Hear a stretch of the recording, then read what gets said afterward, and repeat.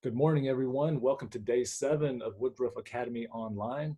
Um, Today, I have some news for you.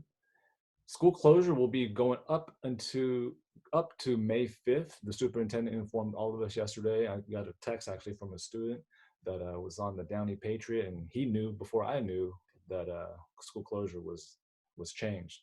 So good job there, Victor. Now, school closure going up till May 5th doesn't mean we're going to be going to school at that day. Most likely, we hope to be going back to school that day and getting back to work and starting to learn and teach again. But if news change, I'll definitely be letting you guys know. Dr. Ortiz will be emailing your parents, also getting on the phone with the dialer. She's been really good at that. So in other news, what have I been up to since I've been home? Well, a lot of family stuff, but also I've been reading a little bit. I actually created a book club. It's called Woodruff Academy Book Club. If you guys want to join it, it's free. It's on Instagram called Woodruff Academy Book Club.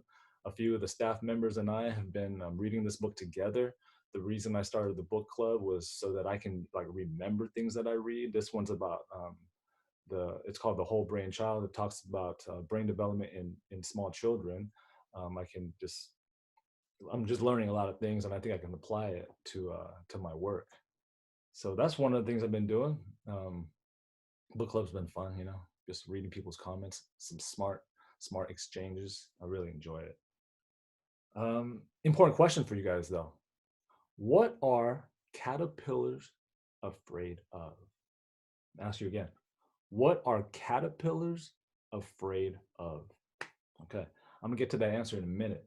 But before then, I want to go over the work that we have to do today. We're gonna be doing this for the next few weeks, actually over a month. So let's get going. We can control the things that we can control, and one of the things you guys can control is the amount of work you guys get done in a day. You can still keep learning, and I'll still keep teaching. So if you go to your stream, it'll look something like this. The latest post is up here, Tuesday, March 24th, 2020, day 7. When you click on it, yours won't look like this. This is the teacher's point of view. So we go to here, and I gave you a little message. Click on your assignment, and let's just run through these assignments real quickly.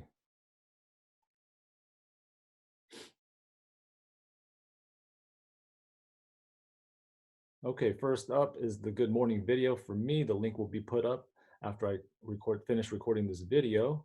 Remember, everything is due on the 27th, which is Friday.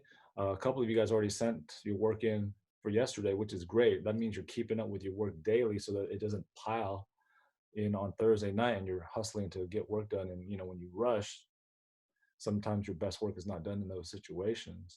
CNN 10 link here. Click here, you go to a Google form. It looks kind of like this. 3 questions, very simple. A couple of the first 2 talks about the government. The last one talks about a, some a phenomenon that happens in the northern hemisphere. Interesting stuff. Next, you're going to read a science article about emojis. You're going to be reading about how emojis are created and how they have to go through a certain procedure to be approved.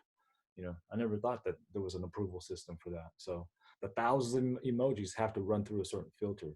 After you read that, you take a little quiz, and the quiz looks like this. Remember, when you take quizzes and fill out forms, make sure you put your name at the very top.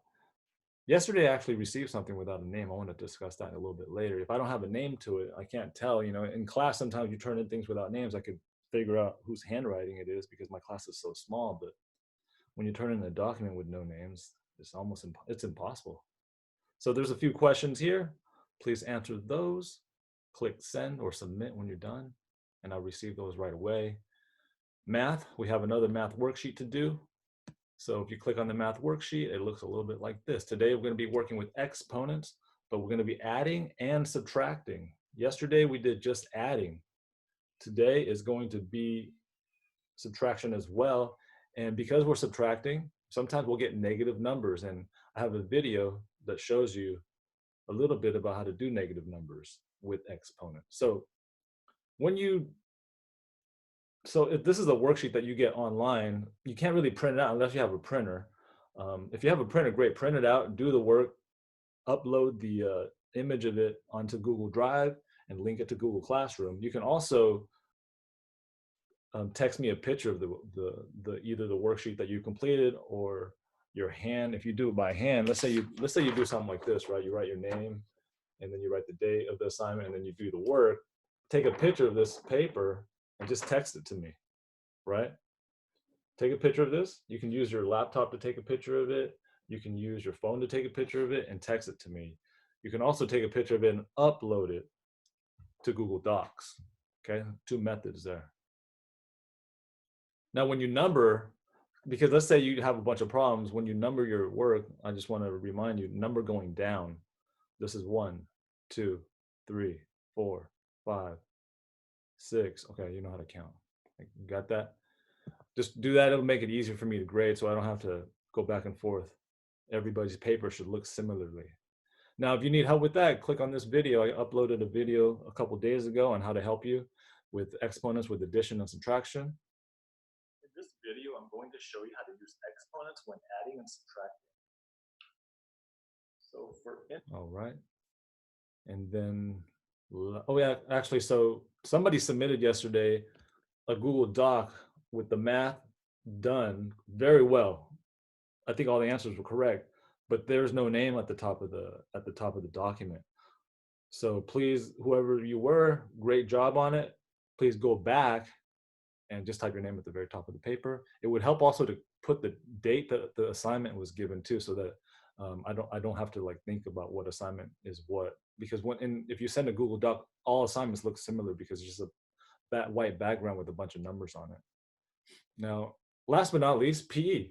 There's a lot of options you can do for PE that don't involve you being around people. So taking walks, going for a jog, doing push-ups, doing pull-ups, doing air squats, doing sprints on your sidewalk. So if you don't want to do any of those things, I put up a video for you guys. I'm just going to be here every day. It's called the 7-minute workout. I used to do it when I lived in an apartment. You get your cardio in, get a little bit, tiny bit, 1% stronger in under 10 minutes. Okay, if you have any questions about any of this stuff, go ahead and, feel free to text me. I have one student is on Instagram with me with chats when he needs help with his assignments.